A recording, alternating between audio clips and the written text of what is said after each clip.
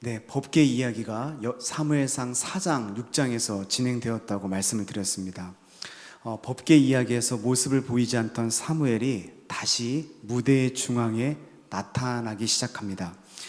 지금부터 사무엘의 행동은 이스라엘 역사의 한 획을 긋는 위대한 그런 행동이었습니다. 사무엘은 제2의 모세가 되어서 선지자, 제사장, 사사의 그 삼중 역할을 훌륭하게 감당하게 됩니다. 오늘 말씀에 보면 사무엘상 7장 2절에 온 족속이 여호와를 사모하게 되었다고 말합니다. 자, 따라서 해보시죠. 온 족속이 여호와를 사모하게 되었다. 예. 그동안 하나님에게 전혀 관심을 보이지 않던 그런 사람들이 여호와를 사모하기 시작한 것입니다. 하나님을 다시 찾기 시작한 것입니다.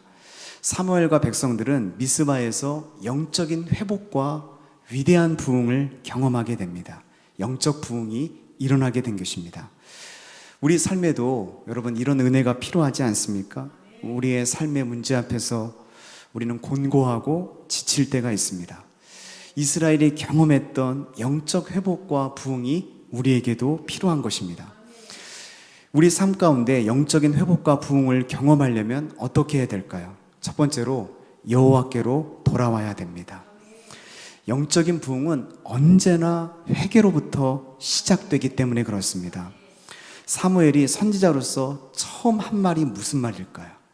사무엘이 그동안은 어렸었죠. 어린아이였는데 이제는 사무엘이 온 이스라엘의 사사로 첫 번째 일성, 백성들 앞에서 공적인 사사로서 처음 했던 말이 여호와께 돌아오라는 말이었습니다. 예수님도 공생애를 시작하면서 가장 처음 했던 말이 무엇입니까? 회개하고 돌아오라는 것입니다. 하나님의 나라가 가까이 왔다는 것입니다. 백성들에게 회개를 촉구하고 있는 사무엘의 모습을 볼 수가 있습니다. 자, 3절 말씀을 같이 읽어보죠. 시작. 사무엘이 이스라엘 온 족속에게 말하여 이르되 만일 너희가 전심으로 여호와께 돌아오려거든 이방신들과 아스다롯을 너희 중에서 제거하고 너희 마음을 여호와께로 향하여 그만을 섬기라. 그리하면 너희를 블레셋 사람의 손에서 건져내시리라. 아멘. 지금 이스라엘이 당한 현실적인 문제는 뭐냐면 블레셋입니다. 블레셋이 군사적인 우위를 가지고 있기 때문에 이 블레셋이 이스라엘을 많이 괴롭혔습니다. 나중에 우리가 살펴보게 될 겁니다. 이 사울 왕과 요나단이 블레셋과 싸우러 나갔는데 여러분 전쟁에서 중요한 게 무기 아닙니까? 무기가 중요한데 블레셋과 싸울 때 칼과 창을 둔 사람이 사울 왕과 그 아들 요나단밖에 없었어요. 여러분 싸움이 되겠습니까? 이것은 하나마나한 싸움이죠. 게임이 안 되는 것입니다. 블레셋은 최신식 무기로 칼과 창으로 중무장한 채 블레셋을 괴롭히는 것입니다. 이스라엘을 괴롭히는 것입니다. 싸움이 안 되는 것이죠. 압도적인 무기를 가지고 이스라엘을 침략하고 수탈하고 괴롭힌 것입니다. 이스라엘이 당면한 현실적인 문제는 블레셋 문제인데 사무엘 선지자는 전혀 다른 얘기를 합니다. 여호와께 돌아오라는 것입니다. 여호와께 돌아와야 하나님께서 너희가 당면한 이 블레셋의 문제를 해결해 주시겠다는 것입니다. 영적인 문제가 먼저라는 것입니다. 회개해야 너희가 당면한 문제를 해결해 주시겠다는 것입니다. 블레셋 문제는 이스라엘이 해결할 수 없다는 것을 말해주고 있는 것입니다. 블레셋은 하나님만이 개입해서 해결할 수 있다는 것입니다. 저는 우리 삶도 마찬가지라고 생각합니다. 블레셋처럼 우리를 괴롭히고 힘들게 하는 문제가 있습니까? 여호와께 돌아오는 회개가 먼저 있어야 된다고 하나님이 말씀하시는 것입니다.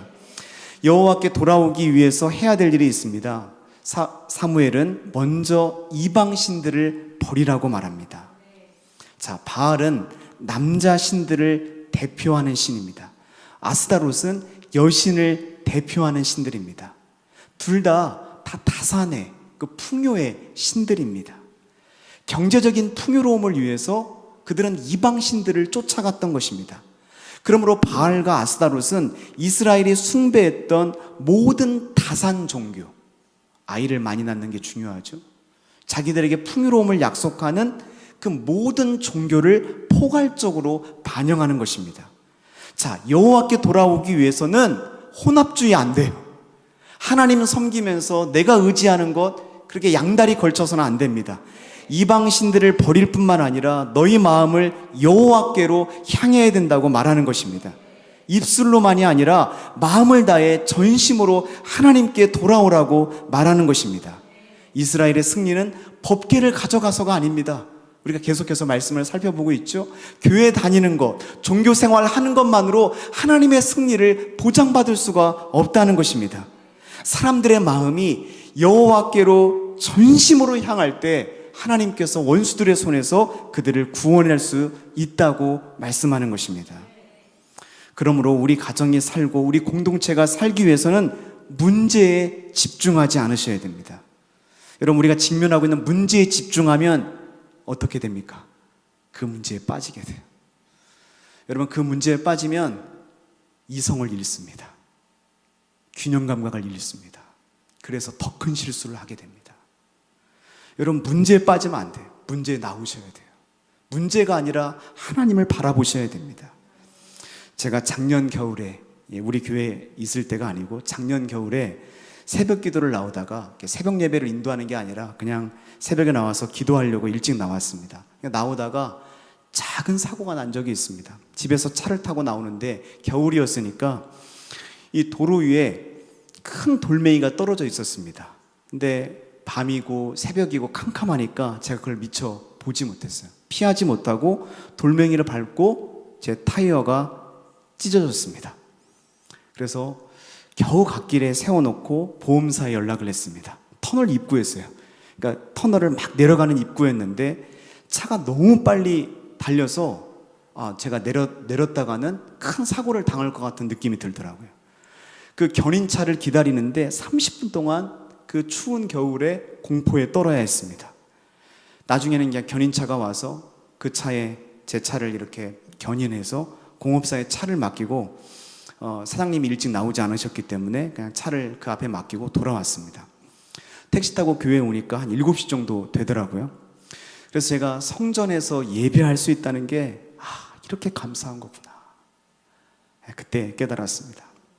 당시에 제가 어떤 일이 있었냐면 여러분들에게 다 얘기할 수 없습니다. 누군가 지어낸 얘기 때문에 제가 너무 오해를 받고 마음이 억울하고 어려웠던 적이 있습니다. 사표 쓰고 나오려고 했습니다. 그만큼 제가 오해를 받았고 누가 지어낸 얘기 때문에 너무너무 마음이 어려웠어요. 근데 사고를 당하자마자 무슨 생각이 드냐면 딱 이런 생각이 드는 거예요. 그 사람을 너무 미워하지 말라는 거예요. 그 사람 잘못은 나에게 맡기라는 거예요. 근데 하나님이 어떤 마음을 주시냐면 그 사람 잘못은 나에게 맡겨라. 그런데 너도 죄인이라는 것을 잊지 말아라. 하나님이 그 사건을 통해서 깨달음을 주신 것입니다. 저에게 경고하신 거예요. 경고. 네가 억울한 것은 안다. 그들의 죄, 그들의 문제는 나에게 맡겨라. 그런데 너도 죄인이라는 것을 잊지 말아라. 제가 이 말씀 앞에 깨졌습니다. 억울한 일을 당하고 그 사건에 제가 몰입하다 보니까 어느새 내가 의인이 되어 있는 거예요. 그 사람은 정죄받아 마땅한 죄인이 되어 있는 것입니다. 저를 겸손하게 하는 말씀이었어요. 저는 돌아보고 그 시간에 회개했습니다. 하나님은 언제나 다른 사람보다 나를 먼저 보시는 것 같아요. 주님은 말씀하십니다. 여호와께 돌아와야 블레셋의 손에서 너희가 건짐받을 것이다. 사무엘의 말을 듣고 온 이스라엘이 미스바로 모입니다. 저는 이 모습이 참 귀한 모습이라고 생각해요. 사무엘 선지자의 말을 듣고 그걸 귀등으로 흘릴 수 있는데 그 말씀 앞에 전심으로 하나 되어서 미스바로 모이는 것입니다. 백성들은 하나님 앞에서 철저하게 회개합니다. 그들은 두 가지 상징적인 행동을 통해서 자신들의 죄를 자복합니다. 6절에 보면 그들은 회개의 의미로 여호와 앞에 물을 부었습니다. 왜 물을 부었을까요? 우리 현실이 너무도 아프고 절망적이기 때문에 내 생명 연장의 기본 요소인 물을 마시는 것을 절제합니다. 이런 의미가 있는 것입니다. 그들이 유일하게 바라볼 수 있는 것은 오직 여호와 하나님 뿐이시라는 거예요. 여러분 그렇게 기도하신 적이 있나요? 내 삶의 문제 앞에, 그 블레셋이란 문제 앞에 내 인생의 모든 결정권, 나를 건져낼 수 있는 분은 오직 하나님이십니다. 여러분 이런 절박함이 있으세요? 정말 기도하면 하나님이 들어주신다는 걸 믿으십니까? 여러분 그렇다면 절박한 마음으로 기도해야죠. 여러분 우리의 말과 행동이 다르면 안 됩니다. 그리고 그들은 종일 금식했습니다. 그들이 금식한 이유가 무엇입니까? 금식은 생명을 보존하는 일에 가장 중요한 음식을 박탈해서 내가 하나님 앞에 징벌받아 마땅하다고 고백하는 것입니다. 여러분 우리가 지금 금식하고 있잖아요. 여러분 창립 예배 앞두고 금식하는 이유가 그냥 이웃에게 한 끼 금식을 그 비용을 아껴서 구제하기 위해서 하는 게 아닙니다. 여러분 그것은 그냥 하나의, 여러분 우리가 이웃을 돌보기 위한 그거지 근본적인 목적이 아닙니다. 여러분 우리가 금식하는 근본적인 목적은 우리 자신을 돌아보면서 회개하기 위해서입니다. 내가 얼마나 큰 죄인인지 나의 헛된 마음과 거짓된 의를 자백하는 것입니다. 여러분 우리는 조금만 잘 되면 나의 의가 앞설 때가 많습니다. 우리가 하나님을 믿는다 하면서도 복음의 정중앙을 걷지 않았던 우리의 모습을 돌아보는 것입니다. 복음의 진리에서 벗어난 우리의 삶을 점검하고 주님 앞에 우리를 돌이키는 것입니다. 우리 삶에서 영적 회복과 부흥을 경험하려면 먼저 죄를 회개해야 합니다. 우리가 영적 부흥을 경험하려면 두 번째로 문제 앞에 함께 기도할 수 있어야 됩니다. 온 이스라엘이 미스바에 모였다는 소식을 듣고 블레셋은 뭔가 정치적인 음모가 숨어 있다고 생각했습니다. 그래서 미스바로 쳐들어옵니다. 자, 7절을 읽어보시죠. 같이 읽겠습니다. 시작. 이스라엘 자손이 미스바에 모였다 함을 블레셋 사람들이 듣고 그들의 방백들이 이스라엘을 치러 올라온지라. 이스라엘 자손들이 듣고 블레셋 사람들을 두려워하여. 자, 우리가 하나님께로 돌아가 그의 뜻대로 살려고 할 때 적의 공격이 시작됩니다. 여러분 이상하게요, 문제가 발생하고 없던 사건이 내 삶에 일어납니다. 가정의 어려움이 생깁니다. 나를 굉장히 신경 쓰는 문제가 발생해요. 관계의 갈등이 생깁니다. 여러분 이때 중요한 것은 뭐냐면 우리가 영적인 분별력을 가지는 것입니다.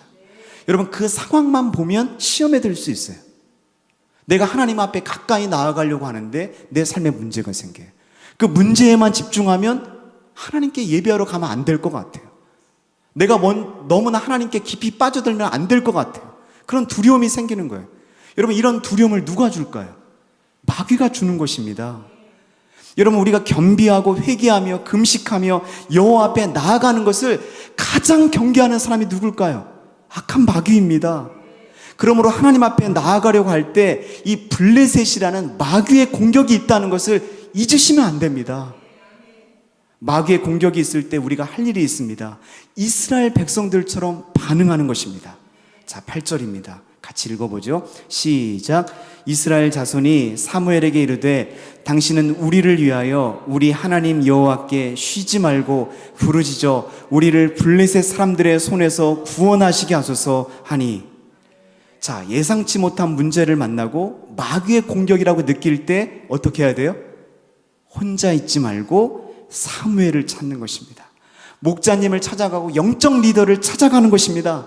힘든 상황을 묵상하고 그 문제에 빠져 있지 말고 우리 목장 식구들에게, 우리 리더에게, 목자에게 나와서 기도를 부탁하시길 바랍니다.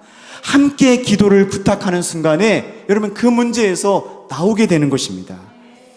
이스라엘 백성들은 사무엘을 찾아 우리를 위하여 하나님께 쉬지 말고 부르짖어 블레셋의 손에서 구원하게 해달라고 사무엘에게 기도를 부탁합니다. 드디어 이스라엘 사람들이 정신을 차리기 시작한 것입니다. 우리는 여기서 공동체가 얼마나 필요한지 알 수 있습니다. 제가 누누이 말씀을 드리지만 신앙생활은 결코 혼자 하는 것이 아닙니다. 홀로 문제를 이길 수 없습니다. 여러분 생각해 보세요. 어떻게 혼자서 블레셋 군대를 대적할 수가 있겠습니까? 여러분 우리 공동체를 하나님께서 허락하신 이유는 우리가 함께 이 문제를 극복하도록 하나님께서 영적인 가족을 우리에게 허락해 주신 것입니다. 함께 나누고 함께 겸비한 마음으로 기도할 때 하나님께서 우리가 블레셋과 싸워 이길 수 있는 힘과 능력을 주실 줄로 믿습니다. 저희 집안은 불교 집안이었습니다. 독실한 불교 집안이었습니다. 어머니가 제 방에 불상을 모셔놓고 매일같이 기도했던 그런 장면들이 지금도 선합니다. 정기적으로 스님이 신방을 올 정도로 우리 어머님의 그 불심이 대단했습니다. 여러분, 그 불심이 대단해도 우리가 거의 4월 초파일이나 이렇게 절에 가지 스님이 집에 오지는 않습니다. 그 정도로 저희 어머니는 이 불심이 대단했던 분입니다. 제가 교회를 열심히 다닌다는 얘기를 어머니가 이제 스님하고 상담을 하고 그 얘기를 한 것 같아요. 스님이 긴장을 하셨는지 처방을 내리셨습니다. 어머니, 교회 나가면 절대 안 되십니다. 어머니 몸이 아플 겁니다. 그러니까 어머니가 겁이 난 것 같아요. 평소에는 아버지가 어머니 생각하지도 않으셨는데 그 말을 듣고 어머니를 감싸시고 절대 교회 나가면 안 된다고 그렇게 아버지도 편을 드셨습니다. 저는 기도하면서 담임 목사님께 상황을 아뢰고 기도를 부탁드렸습니다.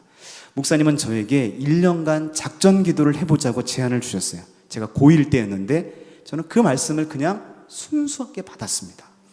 학교 끝나고 집으로 바로 가지 않고 교회 들려서 매일 30분씩 기도회를 했습니다. 목사님과 함께 기도해 주셨기 때문에 포기하지 않고 기도를 할 수 있었던 것 같아요. 그래서 저는 어느 날 어머니에게 믿음으로 선포했습니다. 저랑 교회 나가시죠. 교회 나가면 절대로 아프지 않을 겁니다. 하나님이 주신 담대함이었던 것 같아요. 그래서 어머니를 교회로 모시고 나갔습니다. 부흥의 첫날 어머니는 예수님을 만나셨어요. 그리고 목사님께서 우리 어머니에게 안수기도를 해주셨는데 우리 어머니가 만성위장병을 앓고 있었거든요. 근데 안수기를 받으시고 기적처럼 그냥 그날 밤에 싹 나아버리셨어요. 그 후로 스님은 그 다음 날부터 우리 집에 출입할 수 없게 되었어요. 그래서 우리 집에 종교개혁은 시작되었습니다. 어머니가 교회 나오시고 아버지도 나오시게 되고 동생들도 저랑 함께 교회를 나오게 됐습니다. 돌이켜보면 목사님과 함께 많은 성도님들이 기도해 주셨기 때문에 가능한 일이었습니다. 사랑하는 성도 여러분, 지금 감당하지 못할 문제를 갖고 계십니까? 수고하고 무거운 짐을 홀로 지지 마시고 주님께로 가지고 나오시길 바랍니다. 목장에서 나누시고 영적 리더와 나누시고 함께 기도할 수 있기를 바랍니다. 사무엘과 백성들의 기도에 하나님이 어떻게 응답하셨을까요? 오늘 말씀해 보면 우레를 보내서 혼란에 빠뜨리셔서 승리를 주셨다고 말합니다. 초월적인 능력으로 하나님께서 이스라엘을 구원해 주신 것입니다. 여러분, 우리가 기도할 때 하나님께서 원수의 손에서 저와 여러분을 구원하실 줄로 믿습니다. 여러분, 방법을 생각하지 마세요. 하나님은 우리가 상상할 수 없는 방법으로 문제를 해결할 수 있습니다. 모든 자연을 사용할 수 있고 모든 방법을 하나님은 동원하실 수 있습니다. 초자연적인 방법으로 저와 여러분을 우리가 당한 문제에서 건져주실 줄로 믿습니다. 자, 우리 삶에서도 영적인 회복과 부흥을 경험하려면 어떻게 해야 될까요? 죄를 회개해야 될 뿐만 아니라 함께 기도할 수 있어야 됩니다. 영적인 부흥을 경험하려면 세 번째로 주의 음성을 들으셔야 합니다. 자, 영적인 부흥은 언제나 주의 음성을 듣는 한 사람으로 시작됩니다. 자, 사무엘은 블레셋과 싸워 이긴 날 축하 파티를 열지 않았습니다. 이 승리의 주인이 하나님이심을 고백합니다. 사무엘은 자기를 위해서 기념비를 세우지 않았습니다. 나중에 여러분 우리가 이제 살펴보거든요. 사울 왕은 전쟁에서 이겼을 때 자기를 위해서 기념비를 세웁니다. 근데 사무엘은 그러지 않았어요. 자, 12절입니다. 같이 읽겠습니다. 시작. 사무엘이 돌을 취하여 미스바와 센 사이에 세워 이르되 여호와께서 여기까지 우리를 도우셨다 하고 그 이름을 에베네셀이라 하니라. 자, 돌을 취해서 어떻게 했습니까? 기념비를 세웠어요. 그 돌의 이름이 뭡니까? 에베네셀. 자, 따라서 해보시죠. 에베네셀. 자, 에베네셀의 뜻이 무엇입니까? 맞아요. 자, 더 정확하게는 도우심의 돌이라는 뜻입니다. 도우심의 돌. 그래서 지금 여기까지 우리를 인도하셨다는 의미입니다. 그래서 에베네셀의 하나님, 그러면 지금 여기까지 우리를 인도하신 하나님, 도우신 하나님, 블레셋의 손에서 건진받을 수 있었던 결정적인 원인은 하나님이 이 문제 가운데 개입하셨기 때문이라는 것입니다. 자, 그동안 하나님은 이스라엘을 돕지 않았습니다. 비느하스의 아내의 절규를 기억하십니까? 비느하스의 아내가 죽어가면서 뭐라고 말했죠? 이가봇, 여호와의 영광이 이스라엘에서 떠나갔다. 이런 탄식적인 비극적인 절규를 쏟아냈습니다. 정말 이가봇, 하나님의 영광이 이스라엘에서 떠나갔기 때문에 한 나라의 최고의 제사장 가문인 엘리 가문이 한날 한시에 망하게 됩니다. 엘리가 죽고요, 비느하스, 홈리, 며느리까지 다 죽게 됩니다.